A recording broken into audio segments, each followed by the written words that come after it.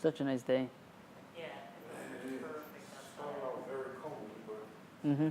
for me, but I'm just happy it worked out and the kids were able to go to the zoo. So it ran me right, just raggedy, but it's all right. We are good.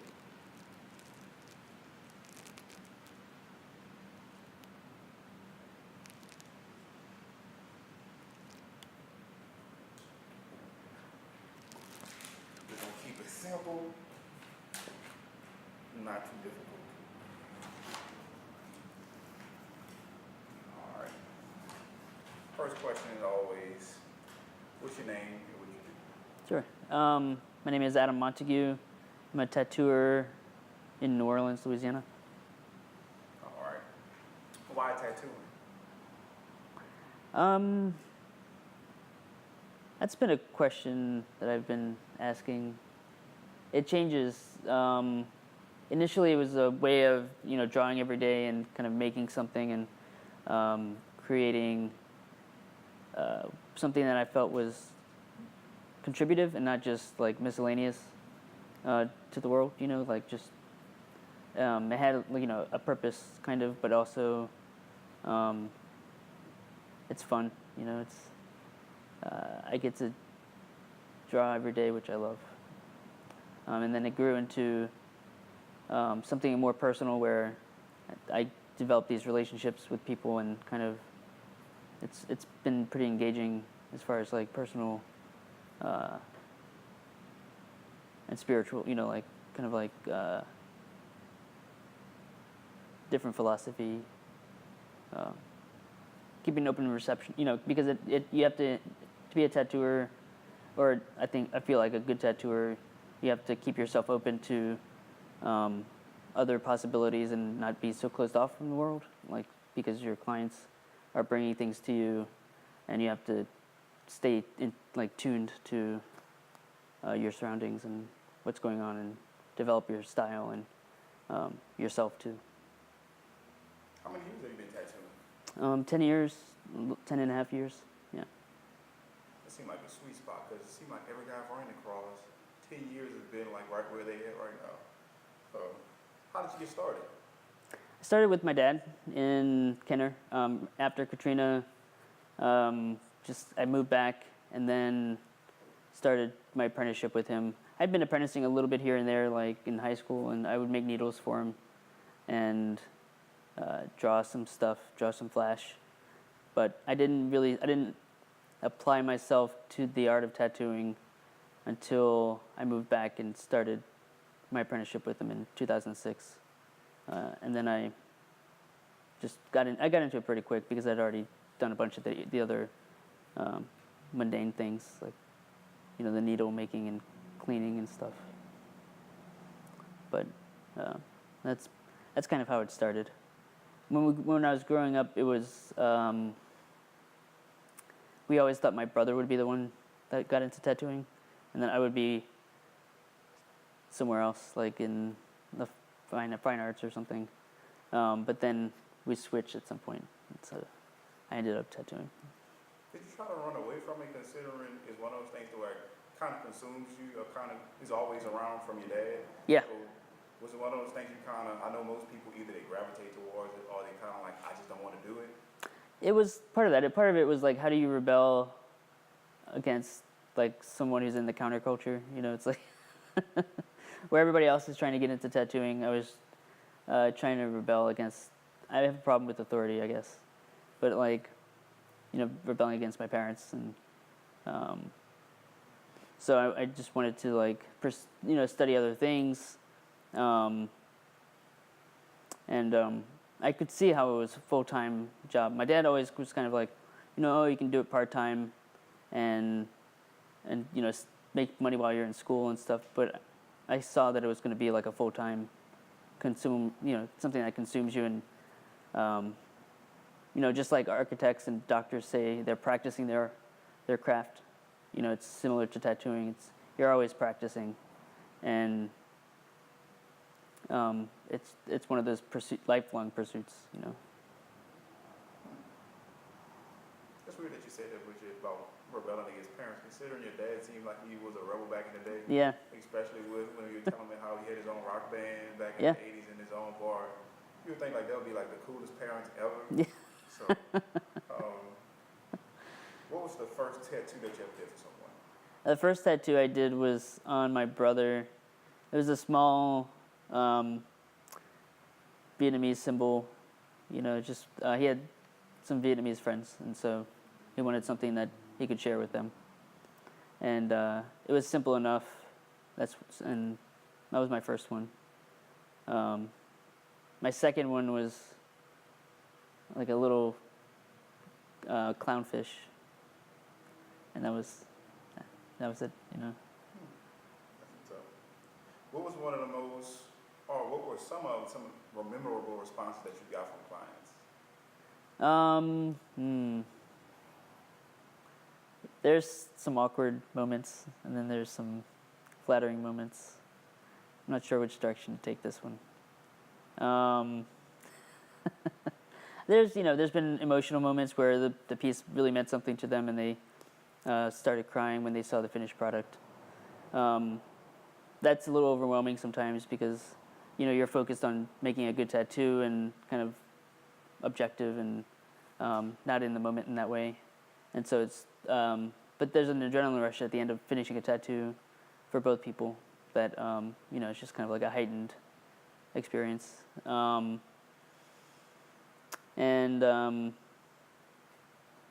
I guess that's one of the more powerful moments is when they, become overwhelmed like that. Would you say that'd be a part of the job?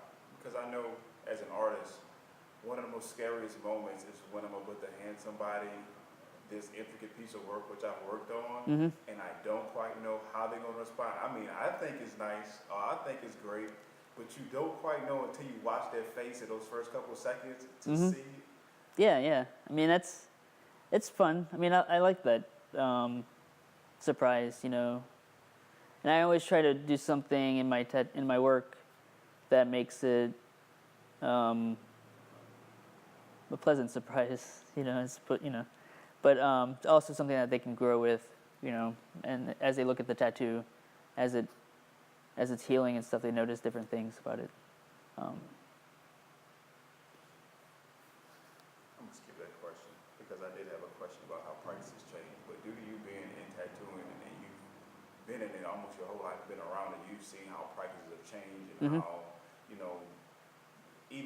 even reading some of the history that you had in the paper on how, they just had a bucket with some water and maybe some alcohol and mint in it, and that's clean now. That same needle been using. So I figure you know more about the practices and we're more in depth with it. So my next question would be, what type of tattoos do you enjoy doing the most? Currently, I enjoy like large illustrative pieces, dealing with mythology, but there's always little things that I enjoy. Like I just like tattooing flowers and skulls, But the mythology, I feel like I can bring a little bit of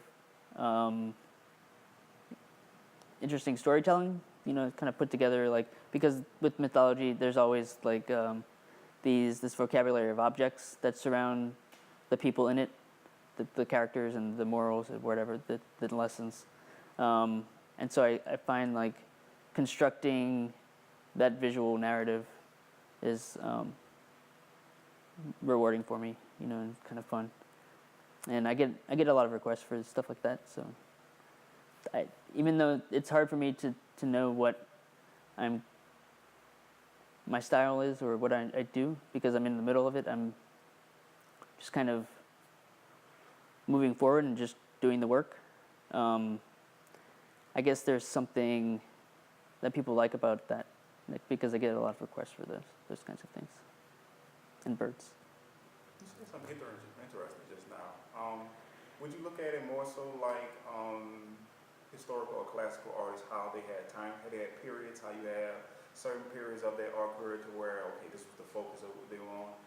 Do you say you're kind of in that, as in a tattoo artist, how one season you might be real into Oriental, like I've seen some of the designs are more, if I looked at them, I was like, okay, if I see a dragon, it looks like it's more of a, okay, that's more of an Oriental style compared to you might be, next phase might be into portraits or more realism, you know. Yeah, I mean, you definitely see trends kind of circulating around different parts of the country and different, as you're traveling or whatever, you see like the trends.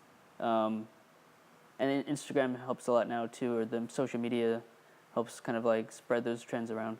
But I think, and every now and then I might get some requests for something that I can tell I know that is a new trend coming out.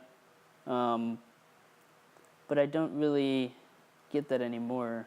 And I wonder if it's because those type of collectors that have done the research and are finding the trends, or maybe understanding that they need to find somebody who's already doing those things instead of asking somebody who's maybe out of their envelope.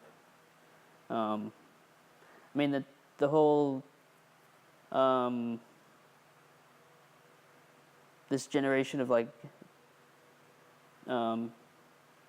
educated like clients, it's different from even like 10 years ago when I started.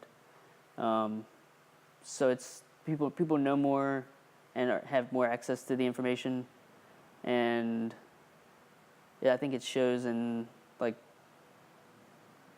the type of work that that's getting put out there, because there's a little bit more trust in the tattoo, what the tattooer is capable of, and also just being able to find that niche as a tattooer and excel at what you're good at. Next question is, what's the best advice you've been given so far?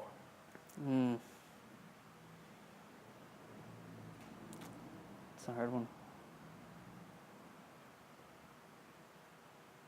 I don't know what the best advice. I don't know, I might have to come back to that one. Yeah, because I actually got a same question last week, and you was like, no, the best advice I was given was no advice. Just, you say some of the best advice you were given was just sitting back and watching. Mm-hmm. Like the most he's ever learned was just sitting back and watching someone do a tattoo on him, or just do a tattoo in general, and learning those little things, just paying attention to those details. So it was like, okay, it's not the first time I heard somebody say, oh, that's a difficult one. Because everybody has their cliches, but cliches don't necessarily work in every scenario. I mean, Sure. So, I guess, yeah, I mean, some of those practical things like stop making excuses and just, make it right or whatever. Just if you're making excuses, you're going to repeat yourself and make the same mistakes over. So something to that effect, I think, maybe picked up in art school, just in the critiques, you people are criticizing your work, but the more you make excuses for why you do things, the less you're going to learn, because you're blocking it out. You're pretty much shutting it down. So again, it's keeping it open, like a soft skin, so to speak. So you absorb all the information out there. well, I have to ask you about this and put it on wax. We are sitting in your shop, but as well as the museum. What inspired you to start it? It started very simply. I just wanted to do like a little family tree, a simple family tree of like tattooers, because like it seemed like everybody had the same 3 or 4 shops where they started. Like it was either Jackie's shop, Art Accent, Doc Don's shop in Metairie, Brad's in the West Bank, or my dad's shop in Kenner. And like there's so many tattooers that came from there and like opened their own shops or just like moved around and worked with each other. I just kind of wanted to do like a little family tree. But the more I got into that part, the more stories I heard, and realized that these stories weren't being written down or anything, and that some people had parts of the stories that other people had the other parts of. And it just kind of grew from there. It became its own thing. Like it was like its own entity, and I was just kind of like guiding it into a space. And I mean, I could tell that everything was out there. I just had to like be the one, because nobody else was doing it. I had to be the one that would kind of corral it together. And I mean, it's just how it happened. It happened pretty quick. So. We have a lot of information. Have you ever thought about maybe putting it in a or a documentary down the road? Yeah, eventually. You know, right now, because the museum doesn't make any money, I have to like fund it with tattooing. And so right now I'm trying to tattoo as much as I can so that I can have take the time off to do all the fun stuff of, you know, related to the museum. Like putting all that, yeah. Yeah, I mean, I've put together a lot so far, but I really need to sit down with it and kind of, you know, connect a few dots and see what stories are there that I can pull out of it. I like documentaries, so I definitely will watch, especially if it's on Louisiana. I think you have a lot of artists here, especially it'd be great to get that content before they go home. I know that's one of the things that was encouraged from you from when I was young. How, you know, you might not know the lady who you showed me, the first African American tattoo artist in the city of New Orleans. That would be something great to catch her before she passes on or something like that, because I feel like if she dies, there's so many stories that die along with her that no one will ever hear. So in a book, and most people these days don't read, so even if you put it in a video format, it'll be something great. Yeah, I think video you capture, you know, some of their personality or little quirks if they have any, stuff like that. So I do like that element, you know. There's fun stuff. I don't know if you've seen like augmented reality type stuff. It's a format of video that is a little bit more interactive. So like you can use something like your phone or another piece of camera or something to like you turn it to a space, and depending on where your GPS like picks up or like the camera registers where you're looking, it can play a video of somebody in that space. So like if you pointed it at a corner, it could become animated in your phone or whatever, to show like a tattooer that isn't around anymore to like talk about, you know, their experience in that space or just in the city in general. But that's something I kind of want to get into, is like more of that immersive, but also like it's a representing the story and the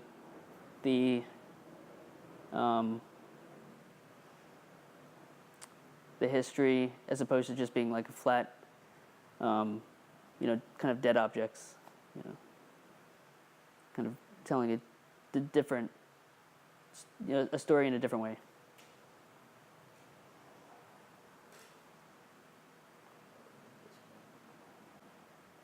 I only have 2 questions left, but I will say on that, that will be interesting. One of the things I do love to do when I go to the museum, or if you go to the D-Day Museum, you have those old videos, and I'm more than sure they have videos of the circus and some of the earlier tattoo arts and kind of the way that they did things, so you can get a visual perspective. I know you have some photos of it, and when you watch photos, you can see a photo and you can imagine in your mind, but it's great to get that video, and I can see it blossoming and growing into that, but like you said, that takes time, finances, you know. Yeah. So Yeah. get that GoFundMe up, put that on, man. Make it. If you go to the convention, get your bucket on the side, put the tip jar, everything, man. So, second to last question, what inspires you the most? I mean, I see the museum, I also see you doing tattoos. What keeps that fire burning for you right now? I like little things, like, and some of it's little things in boredom. You know, I really like getting to that moment where you're bored with something, because then you put yourself into the piece. You try to make it interesting. You're just, even in life, if you're bored, that's the second where you're like, what can I do that will make it fun for me? And so you actively engage whatever you're doing, because you're trying to break it out of complacency or whatever.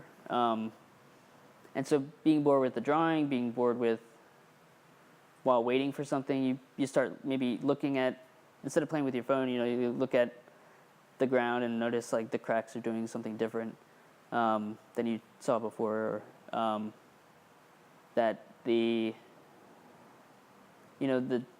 drawing is like not working, but or maybe it's working too well, and you're like, it's not interesting anymore. It's just kind of too perfect. You need to change something up to make it like engaging. So yeah, I mean, I think the element of boredom is inspiring for me. Last question is, 2017, what can we look from you? What are some things you're going to be doing this year that we should be keeping an eye on? This year, I'm trying to travel a little bit more and network and kind of just reconnect with some old friends that around the country that I have been needing to get in contact with regarding the museum, but also just to kind of keep things fresh. You know, it's nice to travel and come back because you're reactivated a lot with those experiences in different cultures and stuff. I'm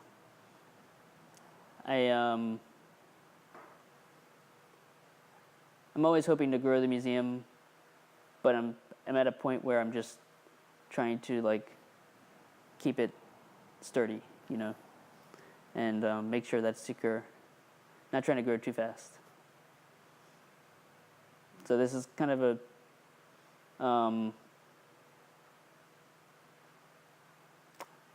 reinforcement period, I guess, 2017. Making sure everything's oiled up and good. Well, this worked.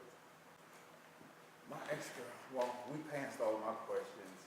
Everything's right now is like extra overtime. Because I see some great things. I definitely will be out there. I'm trying to make my way right there now. I'm in preparation for the next couple of weeks. You're going to be out there in Biloxi. Mm-hmm.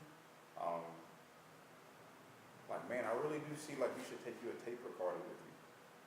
Yeah. You getting all these unique stories. I mean, this is a book you could be writing in your free time. Because I know, did you help Don write that book, or did Don write the book that he's selling? The one about Paul Rogers, that is a book.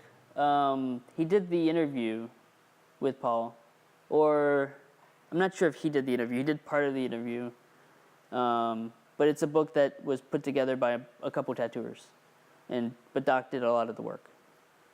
Okay, because I was like, man, that's the same thing you're going to be doing, essentially. Yeah, I mean, I do like voice recordings on my phone when I'm talking to some of the older tattooers, kind of similar to what you're doing now, but it's like the traveling will be the kind of like thing that keeps it going, because I have to go out and find some of the ones that moved away, and ask people that knew the other tattooers like about their stories about their friends. So the traveling will be the next step, I think. And also spreading the word about the museum. Interesting question. Just like all art forms, I mean, you have the older brigade who kind of established it and made it, who are kind of the pillars of it, and now it blossomed to other things. Mm-hmm. What do you think about the current state of just even as tattooing as an art, considering your dad was a part of that, that next wave after Don and Doc, just even those guys who were here beforehand, guys and gals. And even now, man, you got tattoo artists everywhere. And like the game, to me, like the game has changed so much. Even just the mindset of the tattoo artist has changed. Where do you see yourself in it, and where do you see it right now? I don't know. It's difficult to see where you are when you're in the middle. But having the museum, I do try to kind of see what a kind of a trajectory might be for tattooing, and I don't know if it's anything related to, in the Renaissance there was like this kind of similar surge and kind of growth in sculpture, from like the relief. Part of it was the invention or like discovery of perspective in drawing, but it changed how the reliefs were made, and the carving became more dimensional, and the emotions and kind of like exaggerated poses and stuff, and so you see like the craft develop and also like the art of it. And for them, it was, for a long time, like that wasn't considered art. It was just like a craft. And so like art, the art of things came later, or the appreciation of things as art came later. But with tattooing, I think it was similar. It was like, it was a craft, and it had a, there was an art to it. It was a folk art, but it was a craft folk art type thing. The people that were the tattooers weren't necessarily artists. They could technically, manipulate the machine and kind of like work the machine and apply the tattoo, whereas like a lot of artists didn't understand the machines, so like there was trouble translating that into a design. So it was a different mentality, understanding of the process, and so now the machine part is easier. So a lot of tattooers are artists, because they don't have to worry so much about the tools. They can like trust the tools more, and just apply their knowledge of whatever medium or into the tattoo. So I mean, I'm excited. I mean, I don't see anything bad about where we're going with it. There's older tattooers who don't like some of the personalities. They think that's everybody, but they think the kids are stuck up or not appreciative. Like all previous generations. Yeah, it's every previous generation, but I think they do appreciate it, whether they acknowledge it or not. They have to in order to move forward with their practice. But yeah, I mean, there are going to be personalities that you don't get along with, but that's just a personal thing, I think. It's not like an overall like trend. But yeah, I'm excited. I like seeing that there are different niches now for different styles.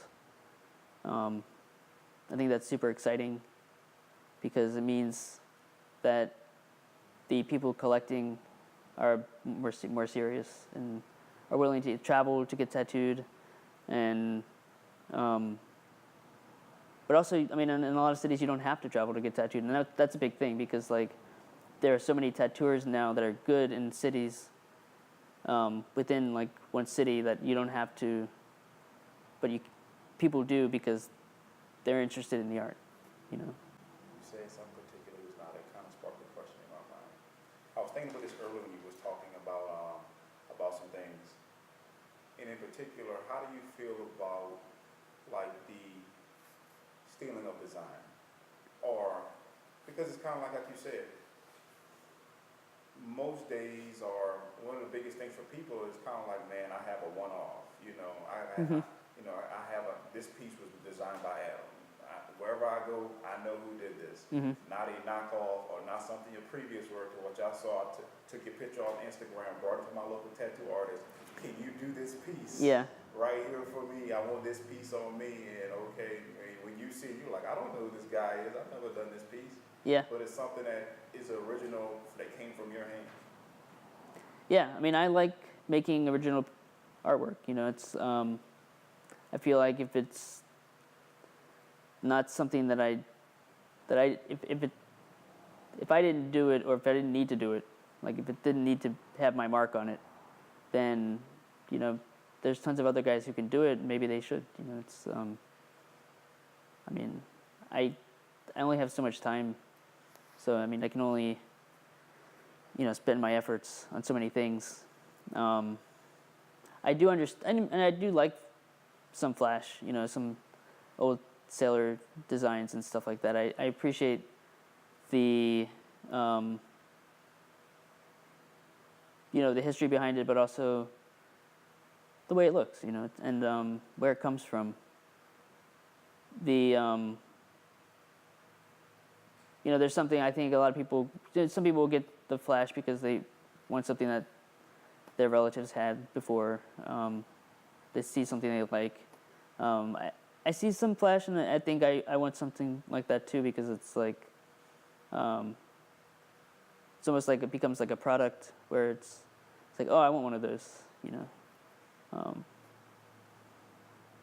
but you know, you can customize those things too. So That's why you gotta get into screening, man. Get you some prints. yeah, Getting some stuff on some shirts, man. Check it out. I'm telling you, Dad, the same thing. I was like, man, because he's on social media, but he was on all these social media networks I never even heard of in my life. It was like Mitch Kaufman, like it's not Instagram, but it's built exactly like Instagram. And I was like, but nobody will really catch an eye for Yeah. it. And you have such rich history. You got, and it's kind of like, especially in these days, I've seen to where you have people who are like real big at a period of time, maybe in the 70s and the 80s, and now their children or whatever come back and help them reach the market or reach the fans in a way to where now they can connect with their fans, as well as, oh, you guys really like this? Well, guess I just made a shirt and you Yeah. like this shirt. And so now you're able to capitalize off of all the time you invested in. So I don't want to see that from anybody else. Oh, when you say you weren't painting anything else, like, man, painting is just another way to where you might be working on an idea for maybe a tattoo or something. I screen that. That's great. Oh, you guys want it? You can get it printed and Yeah. put it on your wall. So, you know. Yeah, I mean, I think about that stuff. It's just, finding the time. It really is hard to find the time. I don't know why, but I do pursue like little paintings or prints and things. I do a lot of different things, sculptures and stuff. But going back to like you're asking like why I still like tattooing or why what I end up by tattooing I find interesting. I think it's one of the few mediums now where people still have a reaction to it, whether they have tattoos or not. Everybody has an opinion about tattoos. Whereas like paintings, people will be like, oh, I don't care about that painting, but you ask somebody who, about a tattoo, and they'll give you their opinion and what they feel. It's like that's pretty important. I think that every walk of life and every person has a